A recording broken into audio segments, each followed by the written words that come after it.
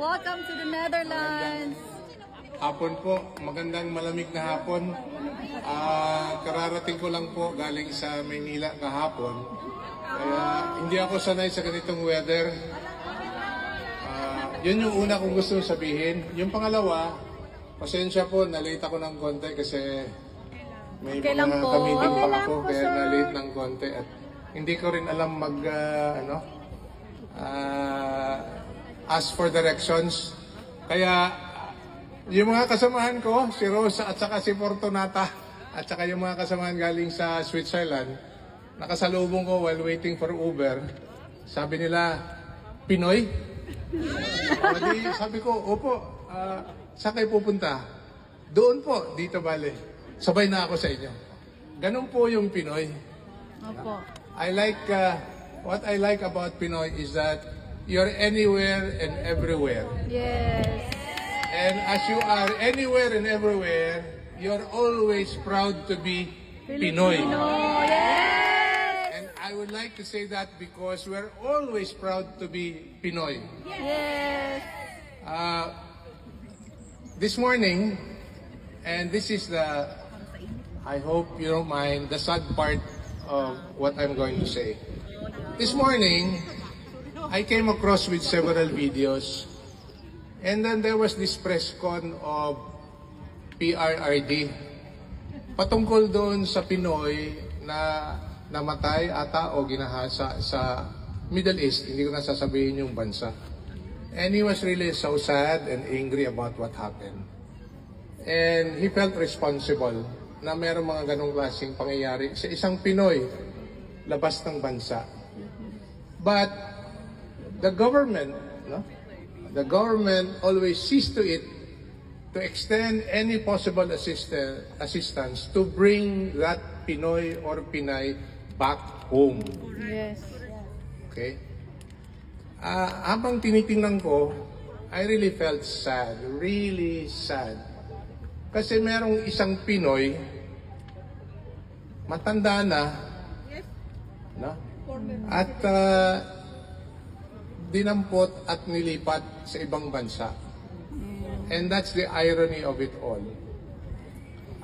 When I was told I'm going to say something before you today, hindi ko naisip yung sinabi ko ngayon kasi nakita ko lang kayo ng umaga. Pero I'd like to say something about the man whom I've known since 1973. Matagal-tagal na rin po. High school pa ako. At kabyat lang, disclaimer, wala akong ikukwento patungkol sa kanyang kaso because we're not supposed to say anything about it. So I will make kwento about PRRD. Rudy or Digong or Mayor or PRRD. Sa totoo lang, ayaw niyang, he doesn't want to be called president. Kahit na naging presidente siya. At sinasabi niya, binubulungan niya sa kabila, huwag niyo na akong tawaging presidente. But there has to be a title that he has to be called. So sabi niya, mayor na lang. Kaya every time he is introduced, may mga protocol dyan. When he is introduced in an event, the highest government official in the room will introduce him. And he is always introduced as, ladies and gentlemen, the President of the Republic of the Philippines, Mayor Rodrigo Roa Duterte. That is what he wants to be called, Mayor. Ganun po kasimple yung tao. Ganun din po kasimple yung unang-una kong nakita back in 1973. I'd like to share this a little bit on how I came to know him because when he first passed the bar in 1973, si Nanay Suling, yung mother niya, came to the law office of my father. Yung papa ko, abogado din. Ako, abogado din. Abogado ni Mayor ngayon. Pero Nanay Suling came to see my father and asked if Mayor Rudy or Attorney Rudy then can work in the law firm of my father. So that's how I came to know him the first time. And he credited my father to be his mentor. Marami siyang kinakwento, hindi ko na sasabihin dito. Hangang-hanga siya sa papa ko. And I think that's life. It comes in full circle. That years after, when he became mayor, congressman, mayor again for a long time, and then eventually became president, baliktad yung mundo. Ako naman ang hangang-hanga sa kanyang ginawa.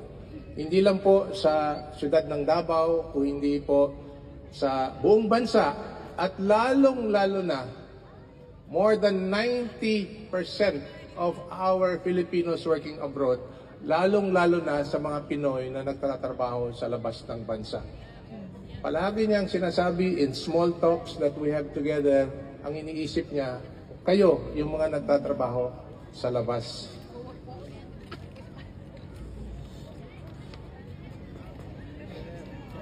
Oh. Naiyak na si Sir. Duterte! Duterte! Duterte! Duterte! Duterte! Duterte! Bring him home! Bring him home! Sensya na po. We love you, attorney. We support you all the way. Kasi hanggang ngayon, hindi pa tapos yung... Hindi pa ubos. Naubos.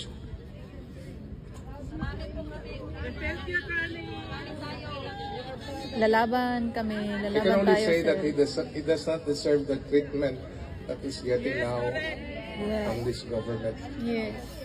There has been a lot of characterization of the man.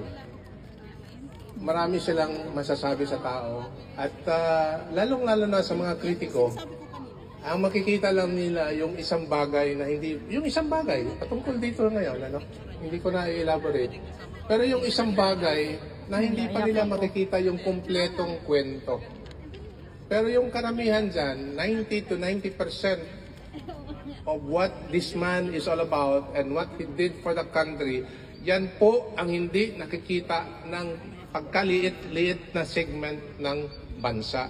Kayo po, karamihan dito sa ngayon, at lalong-lalo na sa Pilipinas, mas nakikita nila yung kabuuan ng pagkatao ni Mayor Rudy. Kaya grabe, dagsaan ang ating paniniwala, dagsaan yung pagmamahal sa tao, at pati ako na nakilala ko siya for many years, hindi ako makapaniwala na noong March 28, we had the biggest global birthday celebration of one man. Thanks to you here and everyone else here. Akala ko nga mga 60 locations all across the world. Nabunyag na rin ng gobyerno, 240 locations across the world pala. Wow! Pero ang problema, ang binigay nila na numero, 60,000 lang. Yun lang ang sinabi. Pero sa Davao pa lang, which is the epicenter of the global birthday celebration of Tatay Digong, mahigit 300,000 na ang dumalo. Yes, 350. At hindi rin sila nagpapahuli, kagaya nung nakita ko sa video nung nakaraan na nag-birthday si Tatay Digong, nagle-lechon kay rito. Doon din, nagle-lechon na libre sa Davao. Pero hindi ka lang talaga kukulangin yung ilang lechon na nagpalibre dahil sa dami ng tao. So, sa ngayon, nagpapasalamat ako on behalf of the family and on behalf of our family especially sa tuloy at patuloy na inyong suporta at pagmamahal po sa bayan for that matter and for Tatay Digong. Yes. Let us to continue to pray for him, for his continued good health, his wisdom, his perseverance, na he would be able to overcome what he has been going through right now. At sinasabi niya palagi ito. If you notice, last year sa harap ng Senado, sa harap ng Kongreso, I was with him, beside him, at sinasabi niya, haharapin ko ito. Pero sa maling akala namin haharapin namin doon. Dito pala. But nevertheless, he have always believed that he will face these trials that he has. No?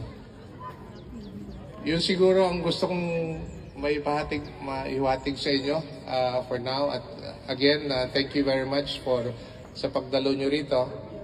You're welcome, sir. Talagang kararating ko lang kahapon, as I've said, and nabubusog na yung puso ko. Nakikita ko kayo rito na talagang todo suporta. Alam mo kung nandito siya ngayon, magtatanong siya na, ba't nandito kayo? Kasi nagtatrabaho kayo eh. Di ba? Ayaw niya na things like this at mababawasan yung sweldo niyo. And it's something like really that makes me say na you really love him because you really have gone beyond your means, beyond your time to be here and to show solidarity with the one man who made a difference in the lives of so many in our country and or to Filipinos all across the world. Yes. So thank you very much. Thank you, sir. And God bless us all. Thank you, attorney. Laban! Duterte! Duterte! Duterte! Hindi kami bayan! Mayaman kami! Alright, so thank you so much.